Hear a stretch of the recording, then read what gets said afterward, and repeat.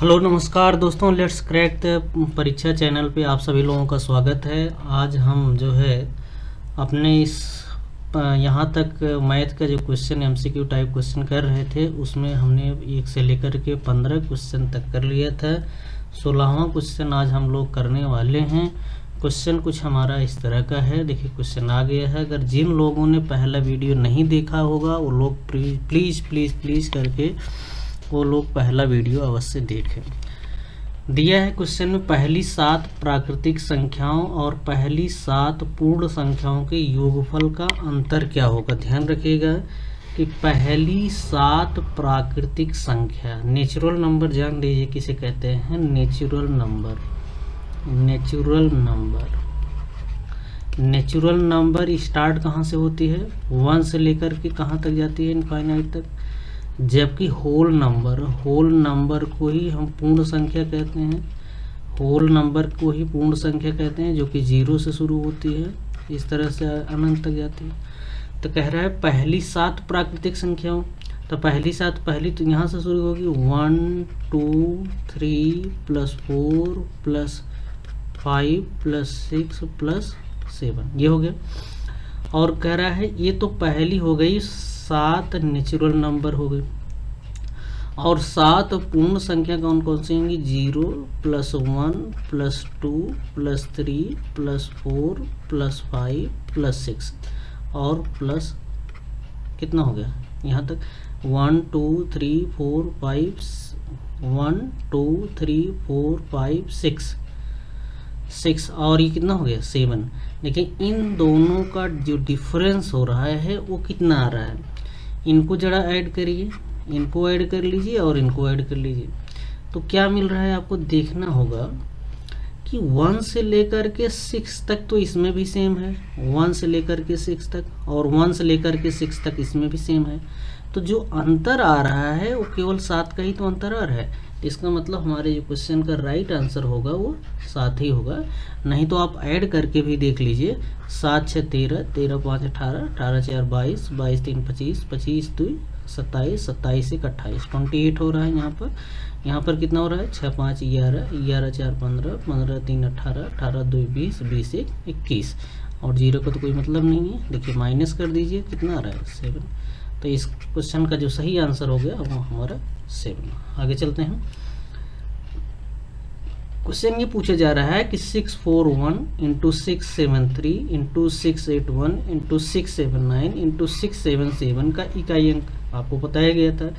Unit digit में यानी इकाई के अंक में केवल और केवल हमको फोकस करना होता है, यूनिट प्लेस पर ही फोकस करना है।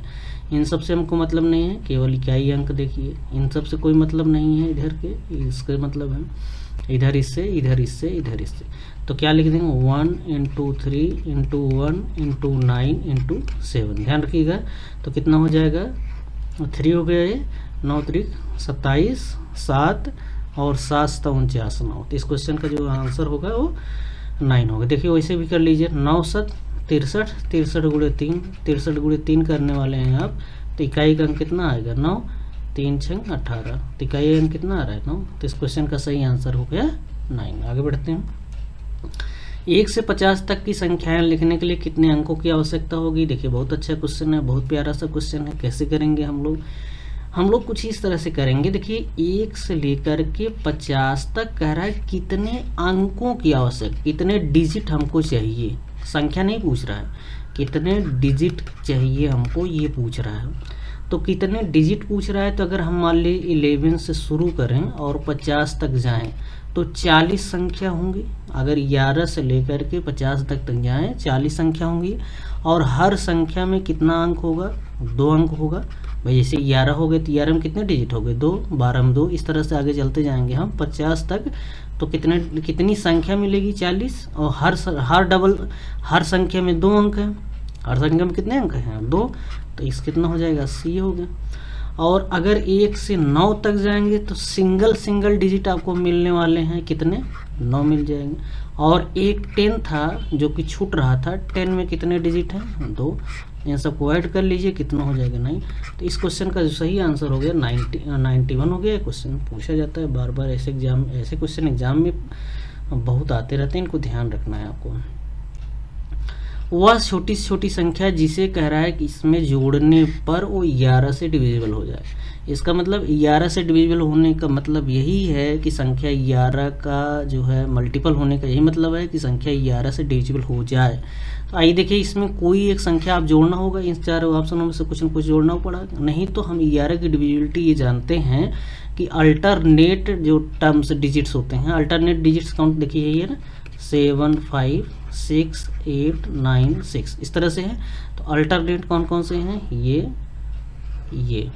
तो इनको ऐड करिए और फिर इधर अल्टरनेट लीजिए, ये इस तरह से इनको लीजिए। हाँ, इसको लिया हमने, ऊपर से इसको लिया, इसको छोड़ा, इसको लिया, फिर इसको छोड़ा, इसको लिया। इधर क्या रहा है, इसको छोड़ा, इसको लिया, फिर इसको छोड़ा, यहाँ 2 बार हो गया। हाँ, तो हमको क्या करना है, जान कि यहाँ कुछ गलत हो रहा है, तो इसको हम थोड़ा हटाना चाहेंगे। देखिए हो क्या रहा है, 7 5 6 8 9 6। अल्टरनेट का मतलब होता है कि जैसे हमने मान लीजिए 6 लिया, 6 के बाद 8 लेंगे, 8 के बाद कौन सा लेंगे, 5 लेंगे। 6 लिया, फिर 8 लिया, फिर 5 लिया। यहाँ लेंगे 9 लिया, 9 के बाद 6 लिया, 6 के बाद 7 लिया। तो देखिए क्या क्या हो रहा है, तो 6 + 8 + 5 ये, और -9 + 6 + 7 ये कर लीजिए। तो कितना हो गया, 8 से 14, 14 5 19, -9 9 6 15, 15 7 22। तो देखिए क्या ये 0 आ रहा है, अगर 0 आ गया होता तो हम ये जानते कि 11 से ये डिविजिबल है। तो अगर यहाँ अगर 22 होता, मतलब 22 अगर 3 जोड़ दिया जाता, यहाँ पर 3 जोड़ दिया जाता, मतलब अगर यहाँ +3 कर दिया जाता, यहाँ 9 होता और बाकी सब कुछ सेम होता, तो ये संख्या किससे डिविजिबल हो जाती, तो ये 22 होता है यहाँ पर, और ये भी 22 होता। कहने का मतलब 3 ऐड कर दिया जाता तो हमारा काम बन जाता। आगे चलते हैं, यक्स के किस मान के लिए कह रहा है, यक्स का क्या ऐसा मान रखें यहाँ पर, यक्स x+1 और x+3 एक अभाज्य संख्या होगी। देखिए अभाज्य संख्या मतलब प्राइम नंबर तो क्या होती है, सबसे छोटी प्राइम नंबर कौन सी होती है, 2। आगे इस तरह से करते जाइए, बहुत सारी प्राइम नंबर्स आपको मिल जाएंगे। प्राइम नंबर की ये डिफिनीशन है कि ऐसी संख्या जो खुद से कटे या 1 से कटे तथा जिसके दो फैक्टर हों। तो देखिए अगर यहाँ पर 1 रख रहे हैं तो 1 हो जाएगा, 1 तो कोई प्राइम नंबर तो होती नहीं, ख़त्म कर दीजिए कहानी। अगर यहाँ पर 2 रखें, x की वैल्यू 2 रख लीजिए, और ये कितना हो जाएगा 3, और आगे 3 और 2 5, यही प्राइम नंबर का पेयर बन रहा है। अगर 0 रखेंगे तो ये हो जाएगा 0 1 और 3, तो 0 और 1 तो ये सब प्राइम नंबर तो होंगे नहीं, तो इसलिए हमारा जो सही आंसर होगा यही 2 रख दीजिए। तो क्या रख देंगे, x की जगह हम x की जगह क्या रख देंगे, 2 रख देंगे, तो 2 हो जाएगा, ये 3 हो जाएगा 5, 2 3 5 एक प्राइम नंबर। हाँ, आगे चलते हैं कि किस संख्या से गुणा किया जाए। देखिए 5808 में किस न्यूनतम संख्या से गुणा किया जाए, गुणनफल एक पूर्ण वर्ग बन जाए। तो देखिए 5808 को पहले हम क्या करेंगे, फैक्टराइज, चाहे आप ऐसे कर दे सकते हैं, आपको चाहे तो ऐसे कर लीजिए, 2 दूनी 4, 2 9 18, 2 चौका 8, फिर 2 से करिए, 2 1 के 2, 2 चौका 8, 2 पंचे 10, 2 दूनी 4, 2 1 के 2, 2 चौका 8, 2 पंचे 10, 2 दूनी 4, 2 7 14, 2 दूनी 4, 2 छंग 12, 2 3 6, 2 छंग 12 3, फिर 3 से काट दीजिए, 3 1 के 3, 3 दूनी 6, 3, फिर 11 से काट दीजिए। यानी 5808 के जो फैक्टर बन रहे हैं क्या क्या, 2 बनेंगे, 2 बनेंगे, 2 बनेंगे, 2 बनेंगे, फिर क्या बन रहा है, 3 बन रहा है, फिर 11, फिर 11 बन रहा है, इस तरह से बन रहा है। देखिए अगर पूर्ण वर्ग बनाना है तो इसका कंप्लीट पेयर होना चाहिए, ये भी कंप्लीट पेयर बन रहा है, 11 का भी बन रहा है, लेकिन 3 का नहीं बन रहा है। अगर 3 का इसमें मल्टीप्लाई कर दिया जाता तो ये पूर्ण वर्ग बन जाता। आगे बढ़ते हैं, आई होप आप लोगों को समझ में आ रहा होगा। कह रहा है कि यदि यानी एक इंटीजर है, इंटीजर समझ लेते हैं। इंटीजर क्या है, इंटीजर मतलब पूर्णांक होता है, पूर्णांक मतलब होता है, देखिए क्या होता है पूर्णांक में सारी की सारी निगेटिव वैल्यू और 0 भी उसमें लेते हैं, और सारी पॉजिटिव नंबर्स भी लेते हैं, सारी पॉजिटिव नंबर्स भी लेते हैं, सारी की सारी निगेटिव वैल्यू लेते हैं, और सारी के सारे पॉजिटिव वैल्यू भी हम ले लेते हैं। तो क्या हो गया यहाँ पर देखिएगा, तो क्या यहाँ मिल रहा है आपको, ये सारी की सारी पॉजिटिव वैल्यू और सारी की सारी नेगेटिव वैल्यू और 0। ठीक है, तो यहाँ पर देखिए क्या कर रहा है, अगर n एक इंटीजर हो, n क्यूब -3n कह रहा है किससे डिविजिबल हो गई। अगर n की वैल्यू आप माइनस में लेंगे तो ये क्यों करेंगे, तो माइनस क्यों, तो मतलब हमारा आंसर निगेटिव में आएगा। निगेटिव कोई ऑप्शन दिया नहीं, तो इसलिए हम निगेटिव नहीं ले सकते। 0 लेना है तो 0 अगर लेंगे तब भी आंसर निगेटिव में आएगा, तो इसलिए 0 मतलब इस तरह का कोई आंसर है नहीं। तो मतलब हमको नंबर से कैसे लेनी पड़ेगी, पॉजिटिव लेनी। पॉजिटिव में हम शुरू करते हैं 1 से, अगर 1 ले लेंगे तो यहाँ 0 हो जाएगा। देखिए अगर यहाँ 1 पुट करेंगे तो 1 - 1 0 हो जाएगा, 0 तो कोई ऑप्शन है नहीं। 2 पुट करिए, जैसे ही n = 2 पुट कर रहे हैं तो ये कितना हो जाएगा, 8 - 2 ये हो जाएगा 6, कहने का मतलब 6 से डिवाइड हो जाएगी नंबर। देखते ही आप आंसर बता दीजिए। अगर आप कहेंगे सर अगर हम n = 3 ले लें तो 3 का क्यूब कर लीजिए, 27 - 2 कर दीजिए तो कितना हो जाएगा, सॉरी 3 3 9 3 27, n की वैल्यू 3 ले लीजिए और -3 यहाँ रख दीजिए तो कितना हो जाएगा 24। देखिए 6 से कट रही है। n की वैल्यू 4 ले लीजिए, कितना हो जाएगा 64 - 4 60 आया, 6 से डिवाइड है कि नहीं। आगे बढ़िए, कौन सी संख्या 45 से डिवाइड होगी। 45 से डिवाइड होने का मतलब 4 से डिविजिबल हो, 5 से डिविजिबल। अब देखिए यहाँ पर 4 से तो 5 से सारी नंबर डिविजिबल, 5 से डिविजिबल होने का रूल हमने आपको बताया था, पहली वाली क्लास आप जरूर देखें। तो 5 से डिविजिबल वही संख्या होंगी जिनका अंतिम अंक 0 हो या 5 हो। तो यहाँ 0 5 सब में है, तो इसे डिसाइड हो नहीं पा रहा है। 5 से तो नहीं डिसाइड हो पाएगा कि संख्या विभाजित हो गई कि नहीं हो गई। कौन सी संख्या है वो, 4 से। देखिए 4 से डिवाइड होने के लिए लास्ट का 2 डिजिट किसी भी संख्या का अंतिम 2 अंक अगर 4 से विभाजित हो जाए तो संख्या, पूरी संख्या जो है 4 से डिविजिट होगी। तो ये तो नहीं होगा, ये तो गया काम से। ये हो रहा है, देखिए ये हो रहा है, 4 से डिवाइड हो जा रहा है, ये भी 4 से डिवाइड हो जा रहा है, और क्या, ये भी 4 से डिवाइड हो रहा है, ये नहीं हो रहा है। अब बचे हमारे पास 2 ऑप्शन बच रहे हैं, तो इनमें से कौन सा ऑप्शन होगा। ठीक है, 45 से होने के लिए, सॉरी यहाँ पर 9 लिखना चाहिए था हमको, 9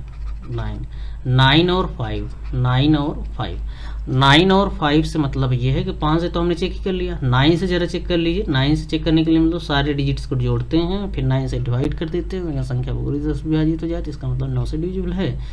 देखिए इसको क्या देखें, 6 5 11 12 12 8 20 20 21, यानी ये नहीं है, ध्यान रखिएगा।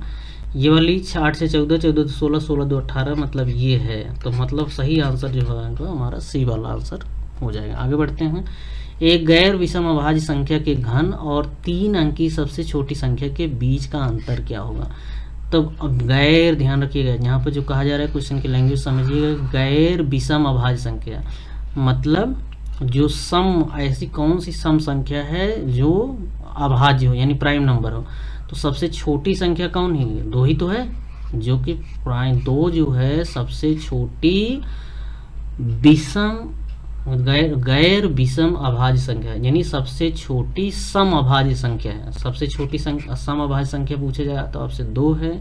सबसे बड़ी कौन सी होगी 3 अंकों की, 101 है।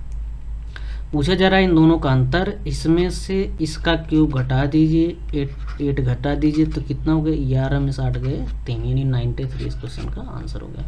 आगे बढ़िए, फिर समझिएगा। गैर विषम अभाज्य संख्या है, गैर विषम अभाज्य संख्या यानी सम संख्या जो होती है सबसे छोटी प्राइम नंबर की बात कर रहा है। गैर विषम अभाज्य संख्या मतलब सबसे छोटी प्राइम नंबर की बात कर रहा है, जो कि 2 है। और प्राइम नंबर हमने आपको बता ही दिया है। अगर नहीं समझ में आया तो एक दिन एक वीडियो बना करके सारे क्वेश्चन को हम डिस्कस कर लेंगे। तो हमारा जो सही आंसर होगा 93 हो जाएगा। किसी भाग के प्रश्न में भागफल, भाज्य तथा शेषफल इस तरह से हैं तो भाजक क्या होगा। देखिए हम जानते हैं, जो इधर क्या लिखते हैं, इधर लिखते हैं भाज्य, बीच में रहता है भाज्य, और इस किनारे लेफ्ट साइड रहता है भाजक, और इधर रहता है भागफल, और इधर रहता है शेषफल, है ना। तो हम क्या लिख सकते हैं, भाज्य बराबर भाजक गुणे भागफल और प्लस का शेषफल। देखिए भाजक कितना है, अगर यहाँ क्वेश्चन दिया भाज्य दिया गया है, भाज्य कितना दिया है 15, और क्या दिया है, सॉरी भागफल दिया है 15, और भाज्य दिया है 900, भाज्य कितना दिया है ध्यान से देखिएगा, भाज्य दिया है हमको, भाज्य दिया है 940, और भाजक कितना दिया है, भाजक देखिएगा, भाजक कहाँ है, भाजक ही तो निकालना है, तो भाजक निकालना है, इंटू भागफल 15 दिया गया है, शेष फल कितना दिया है 25, इसको इधर लाइए तो कितना हो जाएगा 915, 915 में 15 का डिवाइड कर लीजिए तो कितना हो जाएगा, ये भाजक निकल के आ जाएगा, तो कितना हो जाएगा 15 छक्का 90, 15 के 15, 61 आंसर हो जाएगा, कितना हो गया 61 आंसर हो गया। आगे चलते हैं, कह रहा है 4508 समीपतम कौन सी संख्या है जो 21 से पूर्णतः 21 से पूर्णतः विभाजित होने का मतलब जो संख्या 3 से हो और 7 तरीके कैसे होता है, तो हम पहले 3 से चेक कर लेते हैं तब 7 के लिए चलते हैं, अगर 3 से मिल जाएगा तो कोई दिक्कत नहीं, तो 3 से डिविजन मतलब डिजिट सम करिए, 3 से डिवाइड करिए, तो 5 1 6 6 5 11 11 4 15, ये तो 3 से डिवाइड है, ठीक है, ये देखिए 5 1 6 6 4 10 3 13, ये नहीं है, 5 1 6 6 5 11 11 3 14 नहीं है, 5 2 7 7 4 11 नहीं है, तो आंसर हमको देखिए मिल गया। 7 से डिविजन 7 से चेक करने की कोई ज़रूरत ही नहीं पड़ी, 3 से हमारा आंसर निकल आया। आगे बढ़ते हैं, 5 अंकों की छोटी छोटी संख्या जो 36 से डिवाइड हो, तो यहाँ पर 9 से ले लीजिए, 4 से ले लीजिए, सीधे से चेक हो जाएगी, सबसे छोटी संख्या हो जाएगी, तो हम क्या करेंगे 4 से डिवाइड होने का जो रूल है, अंतिम 2 अंक किसी भी संख्या का जो है 4 से डिवाइड होना चाहिए, क्या ये है नहीं है, क्या ये है नहीं है, क्या ये है हाँ, क्या ये है नहीं है, तो आंसर हो गया। देखिए कितना आसान क्वेश्चन है, आपको कुछ भी नहीं करना है, 4 से एक ही से चेक कर लीजिए तो फट से आंसर मिल जाएगा। कह रहा है कि इनमें कम से कम 7231 में कम से कम क्या जोड़ा जाए कि प्राप्त संख्या 5 और 9 से पूरी तरह से विभाजित हो जाए, तो 7 2 3 1, तो 9 और 5 से डिविजिबिलिटी, 9 और अभी 5 से हमने लोगों ने 9 से और 5 से डिविजिबिलिटी चेक करने किया है, तो 5 से होने के लिए संख्या का लास्ट अंक अंतिम अंक कितना होना चाहिए, 5 होना चाहिए, 0 होना चाहिए। यहाँ हम सोचिए कौन सा अंक जोड़ दिया जाए, अगर 14 जोड़ दिया जाए लास्ट में तो इकाई अंक कितना आ जाएगा 5 आ जाएगा, मतलब ये हमारा आंसर हो गया। बाकी ये जोड़ेंगे तो 3 आएगा, ये जोड़ेंगे तो 6 आ जाएगा, ये जोड़ेंगे तो 1 आ जाएगा, तो कोई मतलब नहीं है। 9 से डिविजिबिलिटी के लिए तुरंत हमने चेक कर लिया, 5 से चेक कर लिए तुरंत, 9 से कोई ज़रूरत ही नहीं पड़ी 9 से चेक करने के लिए, 5 से ही हमको पता चल गया कि 5 से अगर कोई संख्या विभाजित हो गई तो उसका अंतिम अंक 0 होगा या तो 5 होगा। आगे चलते हैं, अभाज्य गुणनखंडों की संख्या, जब भी आपसे अभाज्य गुणनखंडों की संख्या पूछा जाए, प्राइम फैक्टर पूछा जाए, जो भी पावर्स हैं उनको सिंपल करके आप ऐड कर लीजिए, तो सिंपली पावर ऐड कर लीजिए, कितना हो जाएगा ये 44 हो जाएगा, प्लस 10 और ऐड कर लीजिए, कितना हो जाएगा 54 आंसर हो जाएगा। आगे बढ़िए, 1 2 3 4 का स्थानीय मान और जातीय मान बहुत आसान होता है। 4 का स्थानीय मान 4 × 1 बचपन से, 3 × 10, फिर 2 × 100, फिर 1 × 1000 हो गया ना। 4 का स्थानीय मान 4, 4 का जातीय मान 4, दोनों का डिफरेंस 0, आंसर हो गया 0।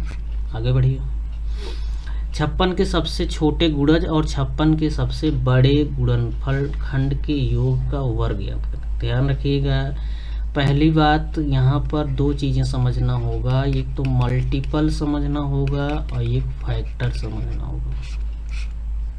मल्टीपल का मतलब ये होता है कि 56 फिर 56 का आगे इस तरह से 56 ऐड करते जाइए तो ये हो जाएगा 56 दूनी 112, आगे इस तरह से मिलेंगे बहुत सारे। और फैक्टर का मतलब ये होता है कि 56 के कितने फैक्टर हो सकते हैं, तो यहाँ देखिए 2 से काट लीजिए, 2 दूनी 4, 2 7 2 4 2 8 16, फिर 2 से काट लीजिए, 2 1 2, 2 6 8, फिर 2 से काट दीजिए 7, तो ये इसके फैक्टर हो, कितना फैक्टर हो 2 की पावर 3 × 7, ये तो इसके फैक्टर हो।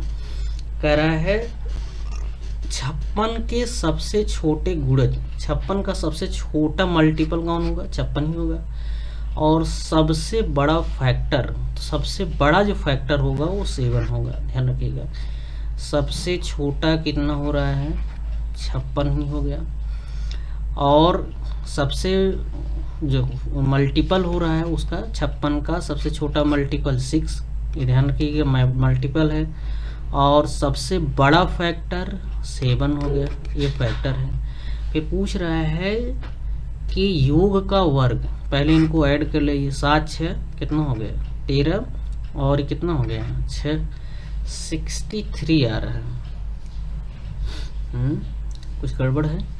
56 का अगर फैक्टर देखेंगे तो 28 दूनी 56, 2 14 दूनी 28, 2 7 14, तो मतलब कितना आ रहा है यहाँ पर 2 की पावर 3 यानी 8 इंटू 7, 8 इंटू 7 8 हो सकता है फैक्टर, सबसे बड़ा फैक्टर कितना हो गया 8, तो कितना हो गया 8 6 14।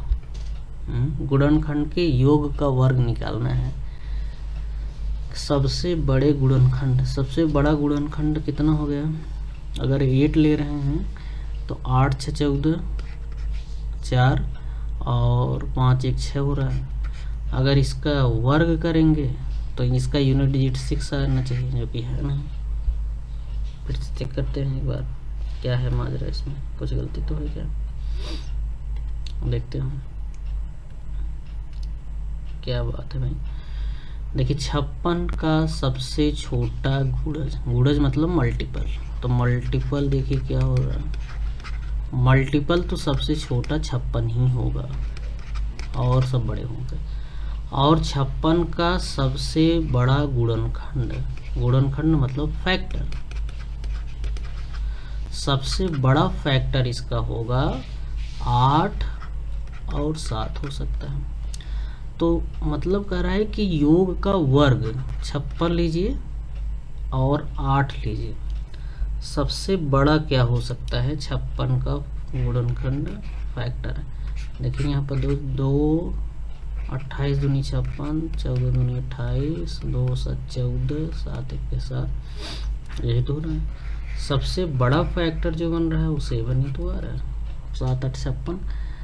अगर मान लीजिए हम 8 लें और 2 लें, 8 और 2, 8 और 7 ले लें, तो सबसे बड़ा फैक्टर क्या हो गया 8, तो 8 और 56 को जोड़िए कितना हो गया 64, 64। इस तरह से कोई आंसर तो दिख नहीं रहा है, इसका मतलब कहीं गड़बड़ी है इस क्वेश्चन में। थोड़ा सा इस क्वेश्चन को देखते हैं। नेक्स्ट क्वेश्चन 536 में अभाज्य गुणनखंडों की संख्या कितनी है, तो 536 को यहाँ फैक्टराइज कर लीजिए, 2 से काटिए, 2 दूनी 4, 2 6 12, 2 6 12, 2 1 2, 2 3 6, 2 3 6, मतलब अभाज्य खंड गुणनखंडों की संख्या कितनी हो गई। फिर देखिए 536 है, 2 दूनी 4, 2 6 12, 2 6 12 और 2 8 16 यहाँ हो गए। फिर 2 1 2, 2 3 6, 2 4 8, फिर 2 से काट लीजिए, 2 6 12, 2 7 14, तो कितना हो गया 2 की पावर 3 इंटू 67 की पावर 1।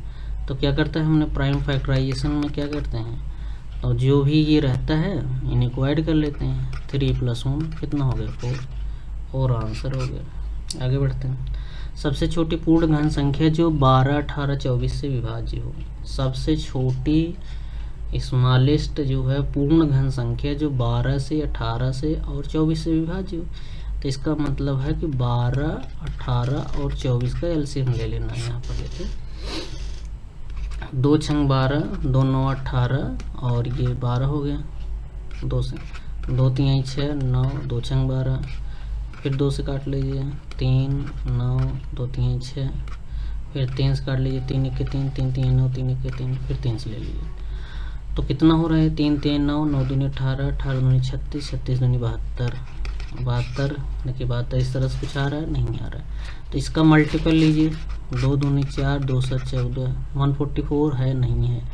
इसका ट्रिपल मल्टीपल 3 दूनी 6, 3 7 21, 216 है, तो 216 जो है एक पूर्ण घन भी है। किसका है पूर्ण घन, आप लोग जानते हैं। भाग के एक प्रश्न में भाजक भागफल का 10 गुना और शेषफल का 5 गुना, यदि शेषफल 46 हो तो भाज्य कितना होगा। देखिए हमने आपको बताया था क्या होता है, भाज्य जो बराबर होता है वो भाजक इंटू भागफल और क्या होता है प्लस शेषफल। यहाँ कर है भाजक भागफल का 10 गुना है, जो भाजक है वो 10 टाइम्स है भागफल का, समझते जाइए। और शेषफल, यही भाजक जो है शेषफल का 5 गुना है। शेषफल का कितना गुना, 5 गुना है। तो भाजक हमारा कितना बन रहा है, देखिए भाजक दिया है क्या, नहीं, भाजक हम निकाल लें और शेष यहाँ दिया है, तो कितना हो जाएगा 10 × 46। तो कहने का मतलब भाजक तो 460 हो गया, नहीं सॉरी, यहाँ देखिए भाजक जो है, यहाँ से देखिएगा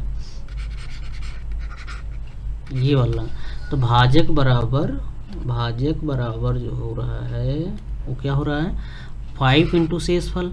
तो 5 × शेषफल कितना है 46, 5 से मल्टीप्लाई कर दीजिए, 5 × 30, 5 × 20, 3 23, 230 हो गया। यहाँ पर 230 यहाँ भाजक रख दीजिए तो भागफल निकल आएगा आपका। तो जो भाज्य होगा वो क्या हो जाएगा, देखिए भाज्य हो जाए भाजक, तो भाजक यहाँ मिल गया हमको 230, और भागफल आपको यहाँ से मिल जाएगा 230 में 10 का भाग 230 यहाँ रख देंगे तो 10 इधर चला गया, डिवाइड कर देंगे तो भागफल मिल जाएगा। तो कितना हो जाएगा 23, और प्लस शेषफल तो हमको पता ही है 46 रख दीजिए। तो कितना हो जाएगा, देखिए कितना हो जाएगा, इसका हम मल्टीप्लाई कर लीजिए चाहे तो 23 × 23, 3 3 9, 3 2 6, 2 3 6, 2 2 4, तो कितना हो गया 9, 6 6 12, 5 5290 हो गया। और 46 साइड कर लीजिए, 6 9 4 13, 3 5336, पहला आंसर सही हो गया। आगे बढ़ते हैं। 3 संख्याओं का योग 98 यदि पहले और दूसरे के बीच का अनुपात इतना है, दूसरे तीसरे के बीच का अनुपात ये 3 संख्याओं का, मान लीजिए पहली दूसरी और तीसरी, तीनों कितना हो गया 98 × 3, सॉरी यहाँ पर 98 3 ही दिया ही है, यहाँ पर 98 दिया ही है। तीनों का योग हमें दिया है कितना 98।